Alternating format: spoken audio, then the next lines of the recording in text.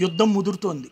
ముదిరి పాకాన పడుతోంది. క్రమంగా అన్ని ప్రాంతాలకు విస్తరిస్తోంది. ఇప్పటిదాకా హమాస్ తీవ్రవాదుల మీద దాడుల కోసం పాలస్తీనా మీదకి వెళ్ళినటువంటి ఇజ్రాయెల్ క్రమంగా రూటు మార్చింది. లెబనాన్ మీద కూడా అటాక్ చేసింది. అదే సందర్భంలో హౌతీలు రెచ్చిపోతున్నారు. అమెరికా, బ్రిటన్కి సంబంధించినటువంటి వాణిజ్య నౌకలతో పాటుగా ప్రపంచ వాణిజ్య నౌకల మీద దాడులు చేస్తున్నారు. దీంతో యుద్ధం విస్తరిస్తోంది. ఈలోపు సిరియా మీద తాజాగా ఇజ్రాయెల్ చేసిన దాడితో ఇది మరింత ముదురుతోంది.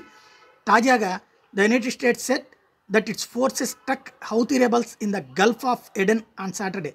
The US Central Command said on X that as part of ongoing efforts to protect freedom of navigation and prevent attacks on maritime vessels, the US forces conducted airstrikes against a Houthi anti-ship missile that was aimed into the Gulf of Aden and was proposed to launch.